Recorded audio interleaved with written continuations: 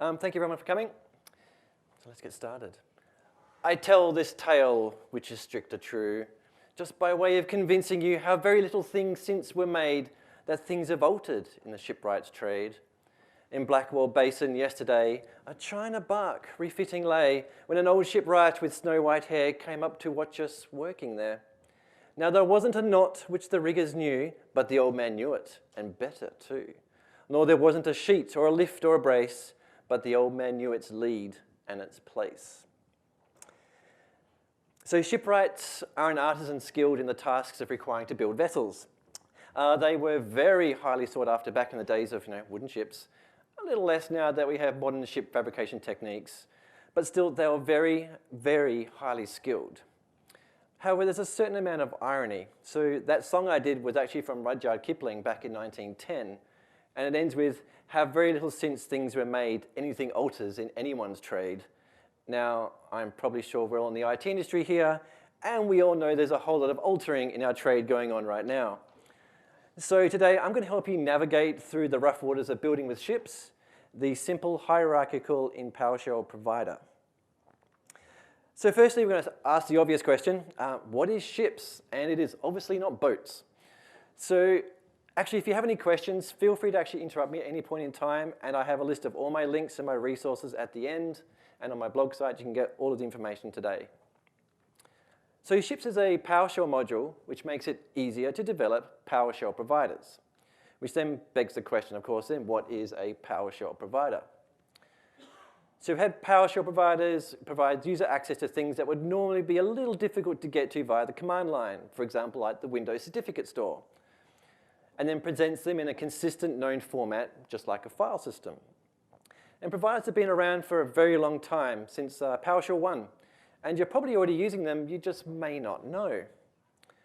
So you can use the get ps provider command, and you actually list all of your providers on your machine. And then you can use file system commands like get child item on the HKey local machine system registry key, and you can use other regular commands like get, set location, new item, remove item, etc. So providers have been around for a very long time, and we all use them. Why would I need ships then?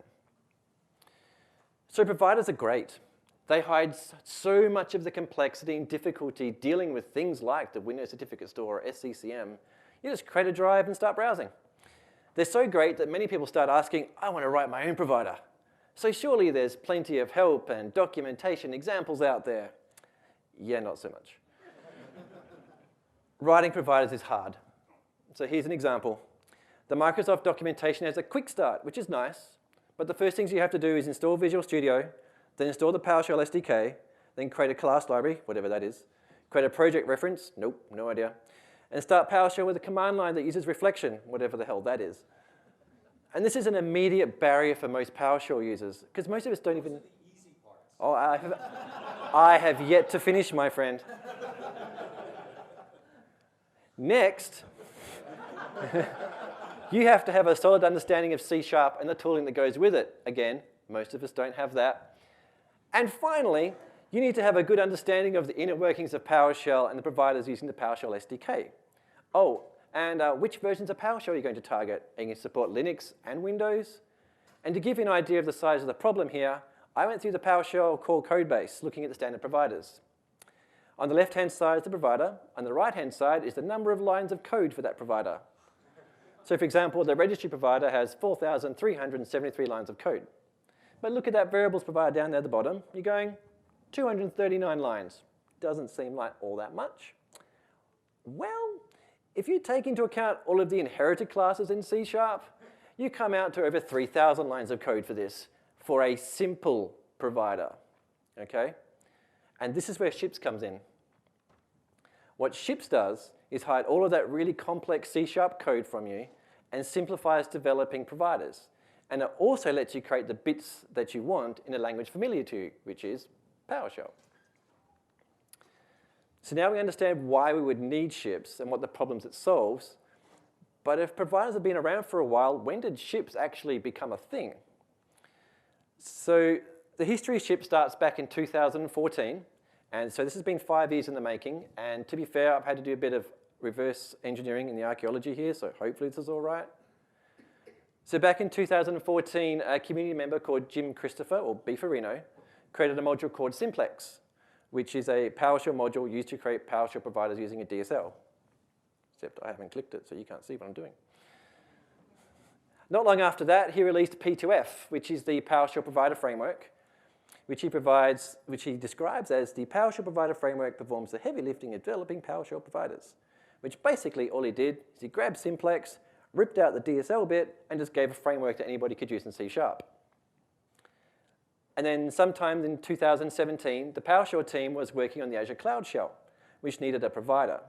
So they ended up creating SHiPS using P2F to create a framework so you could create providers in PowerShell script instead of C#. And in October, the Cloud Shell went public preview, and the SHiPS went open source not long after that in September. And since then, we've had a bunch of releases, the latest being 0.8.1. Why is that important? The history is important because it sets the scene for how SHiPS actually works and how you write modules for it. So what you see here is the architecture of SHiPS. You, the module author, writes PowerShell classes, which SHiPS then uses to interact with P2F, which interacts with PowerShell. All of that complexity below that dotted line is abstracted away from you by SHiPS. You don't have to worry about it. SHiPS makes it so easy, I can create a provider which you can mount, traverse like a file system in 16 lines of PowerShell code, not 3,000. This is working code right here. And I'm going to be going through writing a SHiPS module later on, but this is how small a SHiPS provider can actually be. So now you know more about SHiPS, but what can you do with SHiPS? What things can you SHiPS-ify? So there are quite a few examples out there. Deepak has a DHCP server drive. I have a Puppet drive, which can actually browse the Puppet master. If you were here early enough, you would have seen the text adventure game called Pirate Booty. That's a SHiPS provider. Ravi has a bunch, including both the browsing the PS gallery or the event log as a drive. He even has a SHiPS module to browse other SHiPS modules, which is kind of meta. Patrick has one to browse the AST of a PowerShell script. And of course, the PowerShell team actually has a bunch there for Azure Drive and SimDrive. But that doesn't really help you. What things can you SHiPS-ify? Now, I work for Puppet, and it provided me with the perfect answer, which is our company logo. This is a heart-shaped DAG, and anything that a DAG, you can SHiPS-ify. And if you're from Australia or happen to be a sheep farmer, it is not that kind of DAG, okay? Yeah, go research it, you'll find out. It's safe for work, it's okay. So the kind of DAG I'm talking about is a directed acyclical graph. So let's break this down. What is a graph? A graph in this context is made of vertices, nodes, or points, which are connected by edges, arcs, or lines. So the nodes are the yellow squares, and the edges, the edges are the things between them in white lines. Make sense? The answer is yes. Thank you. So what does directed mean? It means that the connections between the nodes has a direction. The connections between them have arrows, so you can actually see the path that they're having to take. Note that you can't have bidirectional arrows. So you can't have arrows at either end. That would be two separate edges going in two different directions. It also makes it easier to traverse the graph. So for example, we want to get from node A to node C, then the path is going to be A to B to C. And lastly, what does acyclical mean? It means there are no cycles, there are no circular references in the directed graph. So in this example, there are no cycles. But if I do this, we end up with this infinite loop going ABC, ABC, ABC, ABC. Okay, that's a cyclical graph. You can do this though, because all that does is generate two paths to the same node, but there are no cycles. So it's a little bit of graph theory there for you. But what does it have to do with real life? What does a DAG actually look like in real life? And again, if you're in Australia, I am not a DAG. So this is the file system and the registry. They are DAGs. They are nodes connected by edges. AD org units or certificate stores, DAGs. Azure resource groups, also DAGs. Azure DevOps pipelines, or can also be represented as a DAG. Even the AWS CloudFormation design displays all of the templates as a directed acyclical graph. Org units, networks, language, CMDBs, application menus. These are all represented as directed atypical graphs, and DAGs are everywhere once you go looking. But so what? Well, you can take a DAG and define it in PowerShell classes, which is then used by SHiPS as a provider. SHiPS just calls the nodes by different names. So this is a DAG representation of the SHiPS documentation. And what I've done is assigned each node and edge with the name you would need to use in SHiPS. So nodes with the children are called a SHiPS directory. Nodes without children are called a SHiPS leaf. And the links between nodes are the getChildItem function. And we'll cover this in more detail in the demo. As a side note, I'm not sure why the designers decided to mix the metaphors here. Surely it should have been parent-child or branch and leaf, just not directory and leaf, so I'm not quite sure why they use those words. So let's actually build a SHiPS module. So before I jump into this, you should possibly have some basic knowledge of how to write a PowerShell modules and be able to actually read PowerShell classes. Again, I'll have some links at the end if you want to read some more about this. And each step that I go through is actually in my GitHub repo as a separate commit, so you can actually go along as I'm actually doing this when you get the presentation details later. So a quick demo of what we're going to make. So what I've done is made a provider for the agenda for PowerShell Summit. So we're going to import the PowerShell Summit module. We then create a new drive called Summit 2019. We're then just going to quickly change our directory to Summit 19, just like a regular drive in a file system. And then we're going to get all of the child items. So for a summit, we're going to have speakers and agenda, fairly straightforward. Let's get all of the speakers. Blech. Let's get me because, self-centered. So there's my information. And what about the agenda? So this one's a bit more interesting. There are 80 sessions. We've got different tracks. We can get individual things. But we can also get individual sessions such as this one.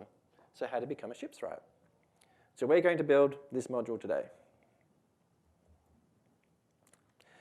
So first step, put your computers away. Get out a pen and paper. And actually plan what your DAG is going to look like. In this case, the summit has speakers and sessions happen on different days. So I drew up a quick diagram.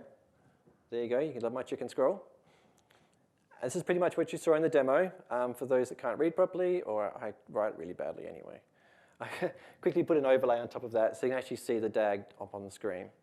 So the speakers on the right listed under speakers directory. In the agenda, we can have a list of all sessions. And now we have an idea of what we're going to create, we can actually start to write some PowerShell. So first thing we're going to need is SHiPS actually installed. So you can either install it via the PowerShell gallery, or you can go to that link to actually how to install it yourself. And then we're going to create the root object for the drive. So this was just enough code so I could import the module and then create the PS drive. So if you remember from the DAG, this is the object that I'm going to be creating in this code, up in the top left there. So first you need your PowerShell module manifest. I've just cut it down to the bits that we need, which is the required modules of SHiPS. Obviously, we need the SHiPS module in order to actually we need to import the SHiPS module in order to actually consume it. That's it for your PowerShell manifest. Next, we actually create the module script. So much like the other example I showed you, the amount of code you need is actually quite small. So at the top, we have the using statement. So this is a feature of PowerShell classes, and without it, SHiPS is not going to work. Next, we define the root object for the drive. And you can pretty much call it any name that you like. I would prefer that you keep it small and simple, and I'll show you why in a few moments. Note that it inherits from the SHiPS directory object. So remember what I said back earlier. Objects that have children have to be a SHiPS directory. Next is the constructor for the class. It takes a single parameter called name, and then we pass that to the base class to process. This is mandatory for all SHiPS objects. Even if the constructor does nothing, like this one, you still need to define it. And in later steps, I'll use more complicated constructors. And lastly, the getChildItem. So this is what gets called when the user wants to get the children of the object. Self-explanatory, I hope. For now, we're just going to return an empty array. But this is enough that we can now import the module and actually get the drive and see what we've done. Some of you may have noticed this line up the top. I will go through this. SHiPS does have a caching mechanism. This is just a directive to turn it on. So let's import the module. And the next thing we do is create the PowerShell drive. Now I've wrapped this over a couple of lines so you can read it a bit easier. So we create a drive called Summit 2019 with a provider called SHiPS. The root parameter is a little bit trickier. So it has the name of your module, and then a hash, and then the name of your root object. So in our case, the module is PS Summit NA 2019, and the name of the root object is Summit 19. You can call your root class whatever you want, but it's easy to keep it nice and simple because you have to type this many, many times. Make sense? Good. And then we get the child items, and there's nothing because that's exactly what we expect because we gave it an empty array. Congratulations, we have the basis of a provider. So next thing we're going to do is going to create our directories. So we're going to create the speakers and the agenda directories first. So first we had a basic directory called speakers. So remember the constructor must always call base with a name and then an empty child list in get child item. And then we have a similar directory called agenda.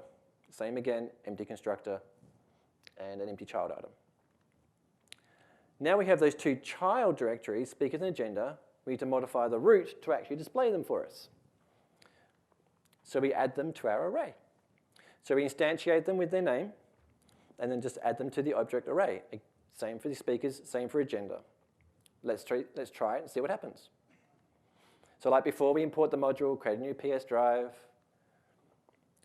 And then we use call get child item. We've got two things called speakers and agenda. Okay, that's nice. Not very useful yet. Step 2. Now we create all the speaker leaves. Let's actually display something useful. So what we're going to be doing is showing those leaves Alice and Bob in our DAG. So first we need to actually get the speaker information. Now fortunately, the web app for the Summit accidentally publishes the entire speaker list as a JSON file. So what I did is just download the entire thing, save it into a directory, and that the module can find, and then I can just use that static data. So once I had that data file, I created some private helper functions, get speaker object, and remove HTML to help and read and parse the information. Get speaker object reads the JSON file, converts it to PowerShell objects. Remove HTML is used to strip HTML tags from the text, as unfortunately the web app kind of munges HTML tags and Markdown and all this stuff into the text field because it's a bit messy. Technically this API is private, so you can just kind of steal stuff. So now we can create the speaker object. So note this is a SHiPS leaf, not a SHiPS directory, because it doesn't have child objects. Next, we define the public properties of this object. So a speaker has a name, a first name and a last name, and a bio. Now, when we call get child item on all these properties, when we call get child item, these properties will appear in the list, not just the name, which is the default. But the constructor for speaker is a little bit different. We have the same name like the directories before, but now we have an extra parameter called data, or data. We can add additional parameters to the constructor. However, we must always pass something back to the base object, and in this case, it's called name. Make sense so far? Good. In the constructor, we call the populate from data method, which parses the data object and extracts all the bits of information we need to populate the public properties, first name, last name, etc. And then we use remove HTML to help, so remove HTML helper for the bio. Now, we could have all stuck this code from populate from data method directly into the constructor itself. And that's also fine. But I just wanted to show you can actually create private functions within the class. I mean, we could have also put this into a normal PowerShell function as well. And you may, when I talk about testing, you'll see why you can actually do this in different ways and why you want to do it. So now we have the speaker object. We can now modify the speaker's directory. So instead of an empty list for each item, so instead of an empty list, for each item in the JSON list, we create a new speaker object, pass in the name and the JSON data for that. And this is why I added in that additional data parameter. I already have all the speaker data, so there's no need to have to keep querying that JSON file over and over again for every single speaker. You can just pass the data in straight away. So let's see this code in action. Again, I was going to skip over the importing the module because you've all seen that. So now when we get the child items, we have all the speakers. And if we expand on all the properties of the speaker, you can see all of the public properties that we created, name, first name, bio, and so on. So hopefully you begin to see a bit of a pattern here. We create a small thing, we test that it works, we expand on that small thing, test that it works, and just keep rinsing and repeating. So let's expand this a bit further. It's time to add our agenda information. So we're going to be creating all of those objects in the graph now. So again, how did I get the agenda information? Well, just like the speakers, I managed to rip down all of the agenda information in a single JSON file. Saved it.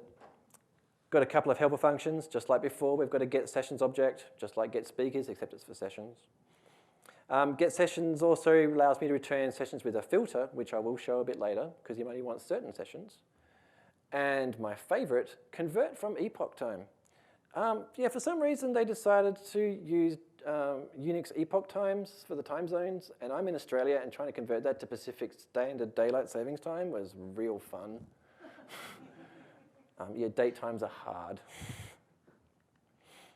So again, we create an object called agenda session as a SHiPS-leaf object. Then we create the public properties for a session ID, name, etc. And note there's now a hidden data property at the bottom. So this is how you can mark properties private so the SHiPS provider won't show them to the users. And then we have the constructor for the agenda session. Just like the speaker object, we pass in the data for the object too. But notice the use of ID at the top, not name, which we used to use previously. We couldn't use the session name for a couple of reasons. Firstly, for a SHiPS object, the ID has to be unique within that directory. And unfortunately, when you list all of them, breakfast does appear a few times. Same with lunch and dinner. So we can't use a session title. Also, it might contain some illegal names, legal characters such as / or /. You can't have them in the names of your objects. But a session ID is a number, it's unique, it's safe to use. So now we have an agenda session. Time to create an agenda track summary object. This is where it gets a bit more complicated. So the track summary objects, all of those all or day one things in the DAG. Now the interesting things with SHiPS, you don't have to use a single object per node. You can have the same class doing multiple things. So we use this trick for the agenda track summary. So we create an object called agenda track summary. And notice that directories can have properties too, not just leaf objects. It has the name, the number of sessions in the agenda track, and a private filter property. And this property is what we're going to know which sessions the track summary will show.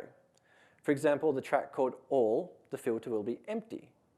If a track called day one, the filter is going to be day equals 1. Track 2, day equals 2, and so on. And this is how we can use the same SHiPS object for multiple nodes in the DAG.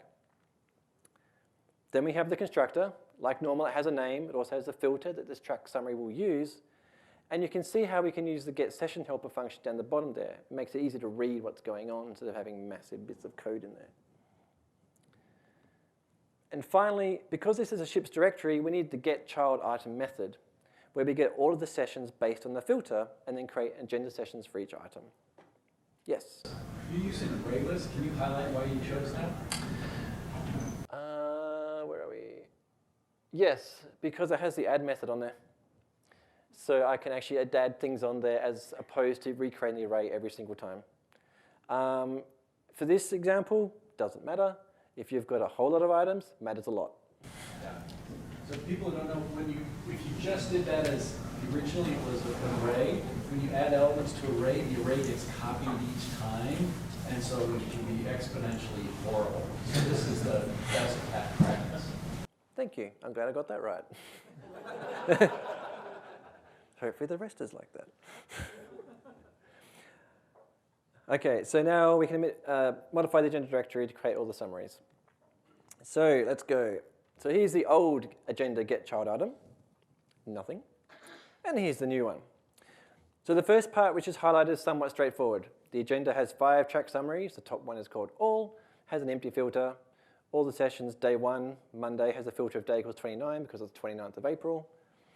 And day 2, etc. Fairly straightforward to follow. Yes is the right answer? Verbal confirmation. Thank you. This part is a little more complicated. So I found in the data there are actual talk tracks. For example, this ship talk is in the PowerShell language track. So the first loop there goes through each session and finds all of the unique track names. And the second loop then takes those unique track names and then for each item creates an agenda track summary for each track. Sound good? Okay. So let's see this thing. Oh, yeah, sure. Is there any connection between the track summaries and the agenda, or is it the agenda item? Are there any reference between them? There is an ID tag between the two. Thank you. Okay, so let's get the track summary name and the number of sessions in each track as a table. And ta-da! There are 80 sessions in total, with my favorite being meal, having 9 sessions. And so the agenda track summary object is working. What about the actual session information? So let's see what the first 5 sessions on Tuesday are. Yeah, not really useful. Let's try that again. So we're going to add the property asterisk at the end to get everything. Much better. Breakfast is the first session on Tuesday. Unfortunately, there's too much to show on one slide, but you get the idea, and believe me, it's down there somewhere at the end of this text. So that's a lot to take in. Right now, our module is fully functional. You can find speakers and sessions with some nice filtering, but we can make it even better. We can modify our leaf objects to give content, so that when users use the getContent commandlet, it actually gives them something useful. And we do that by adding the getContent method onto our leaf classes, which just returns a string. So for the speaker object, we're just going to return a markdown file with the speaker's name and their bio. And then for the agenda session leaf object, which returns some markdown text with the session name, time, and location, and a long description of the session. So again, let's see what this looks like. So we can use the getContent command on speakers. So this is me. And what about the session today on Tuesday? Note we have to actually use a session ID, not its name, because that is how we're referencing them inside of SHiPS. And there's the session information.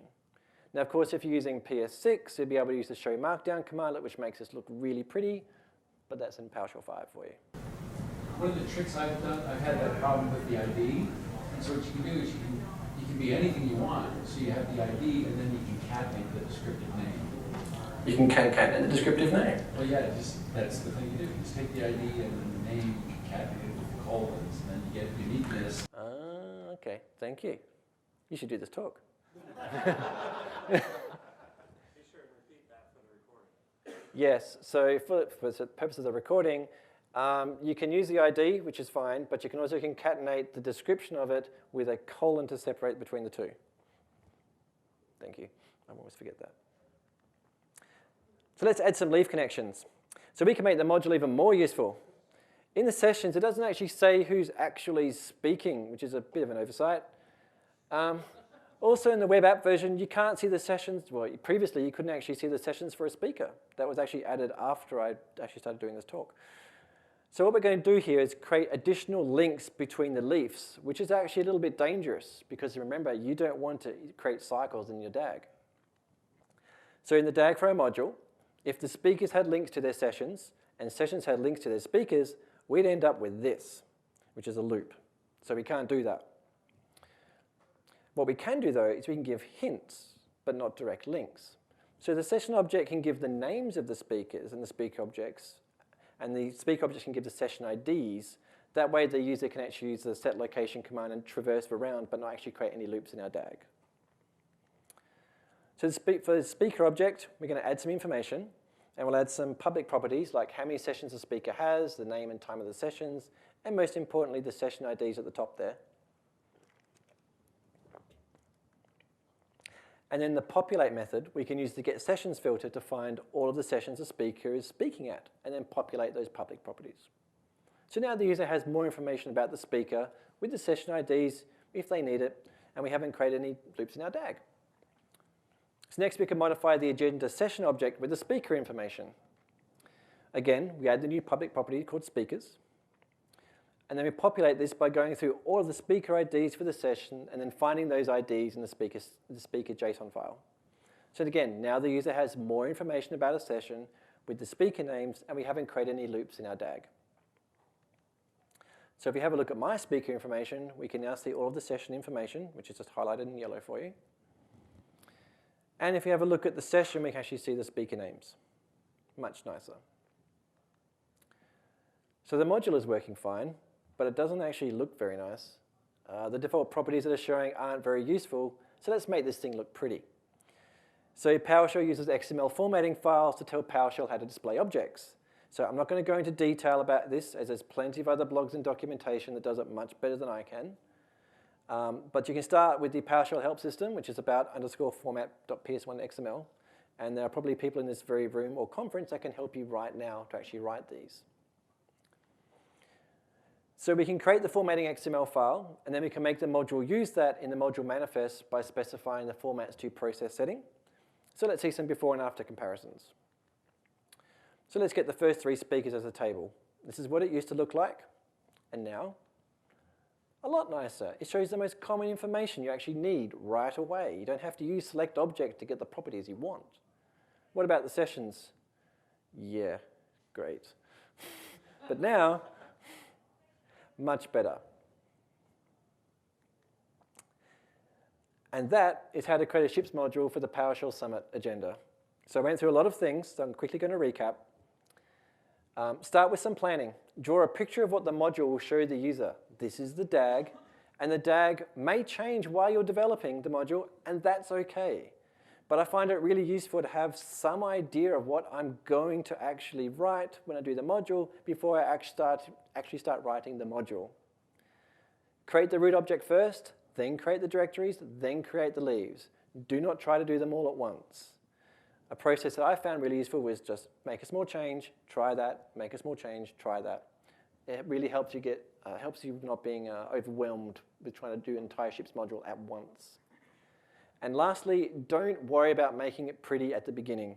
Get it working first, then make it pretty. But what about some more advanced information about SHiPS? So in my example, you use static data files, which is all well and fine, but what about using remote services like an API? Well, it's PowerShell, so you can do whatever the hell you want in SHiPS. If you want, you can query with invoke web request or invoke REST method.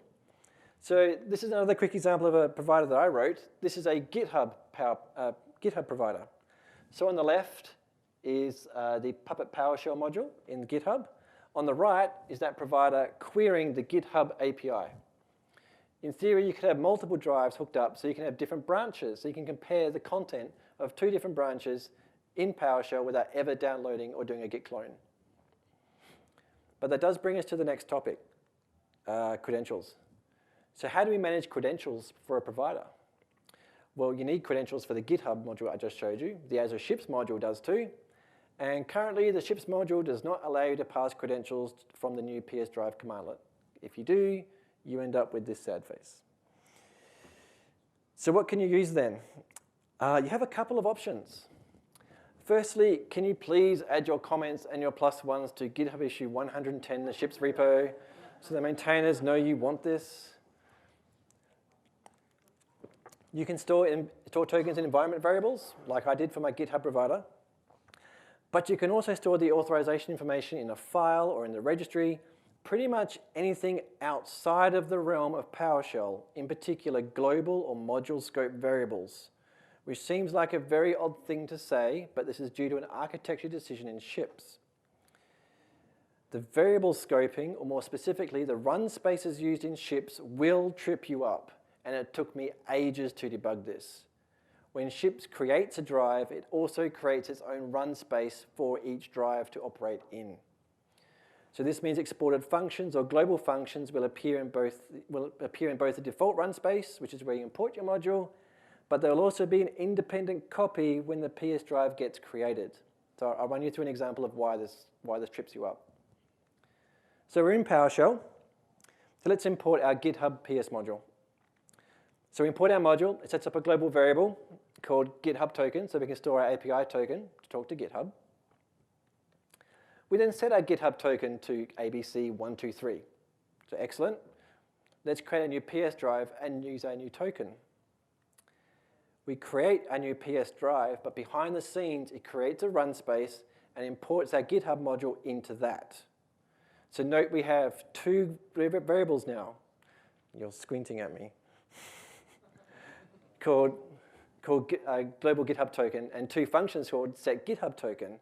And importantly, the drive run space doesn't have a GitHub token in it.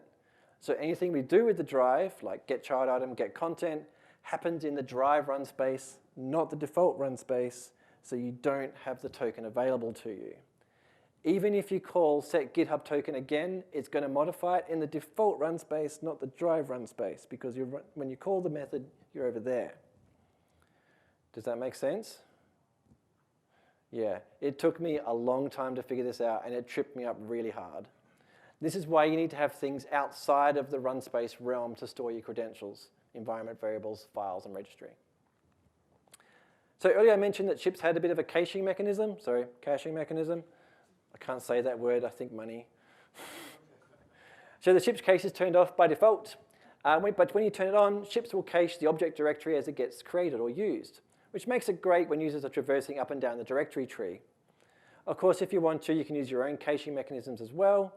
But you can turn it on a SHiPS provider attribute on a class just by using that small class attribute there. SHiPS has other features as well, some of which you may have used on other providers. Earlier I showed you how to use the get content, to use the get speaker and agenda content. SHiPS also has set content. Obviously, you can set things inside a provider. So for example, I could set my own bio if I wanted to in my agenda. You're probably already used to using the pipeline to filter, but sometimes it's preferable to do the filtering at the provider level. So SHiPS supports filtering on the SHiPS directory object. So here I'm getting all the speakers and using the filter of Glenn. The top one will be using the pipeline, and the bottom one is an example using SHiPS filtering. Dynamic parameters are additional parameters passed from get child item. For example, I could define a dynamic parameter called track, which takes a value of general. So return all of the sessions that are in the general track. Or perhaps all of the talks on day 2, or the speaker called Glenn. I could combine them all together. So there's a lot of content there. The best place to actually get more information about the dynamic parameters is actually from the samples dynamic parameters inside the repo for SHiPS. They've got some really good examples in there and good documentation. And testing. Yes, you can test your SHiPS provider.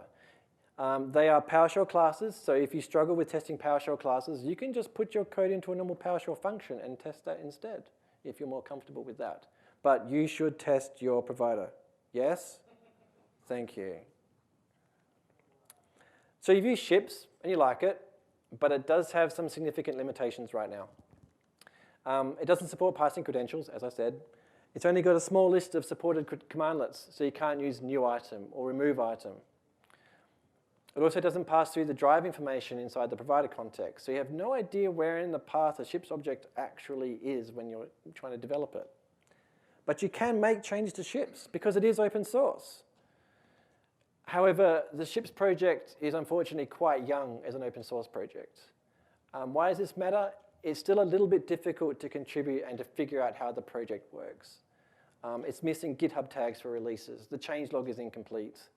It uses a different Git workflow than what a lot of the other PowerShell projects use.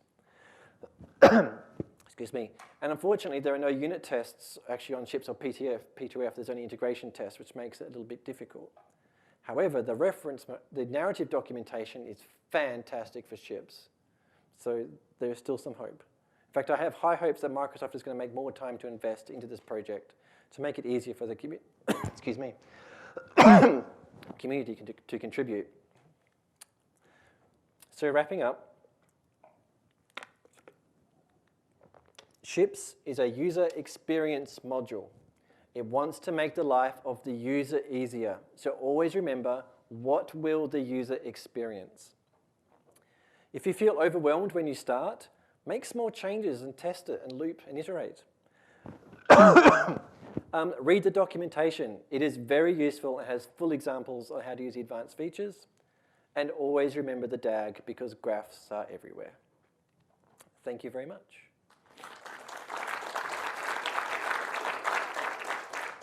Excuse me. Sorry. The question was, what about putting a loops inside of your DAG? What's going to happen to your provider? What you're going to be doing is basically hitting the limits of file path. So you can go CD A, B, C, A, B, C, A, B, C, A, B, C, A, B, C, A, B, C, A, B, C, A, B, C, A, B, C, and then fall off the edge of the stage. So you can put loops in there, but it actually makes it really hard for the user Because you can imagine if you're writing a SHiPS provider and you're saying, I'm going to respond to object C. All right, that's great. What about ABC? What about ABC, ABC? What about ABC, ABC? You can get the point. So loops are bad. It's not strictly true of the object because you've got an interface on top of it, so you can't add methods. Yeah, you've got an interface on it. You can't add methods to the directory object because SHiPS hides it for you. Because your object, sorry for the recording. So the two things was you can output the string to the path, which is fine, and adding a method to your SHiPS directory object. The SHiPS directory object will go to P2F. P2F will then call the underlying objects to PowerShell, and it doesn't transfer the method through to that, so you can't see it. Oh, I did. Yeah, which is. I did it to the types of the property. You can do that, but they don't get surfaced. They don't get surfaced through to the provider. The user can't see them. I tried that trick for the credentials. Didn't work. But we can talk about it later, that's fine. I am holding you from lunch, so feel free to disappear if you want, but I'm happy to answer more questions. Was this enjoyable?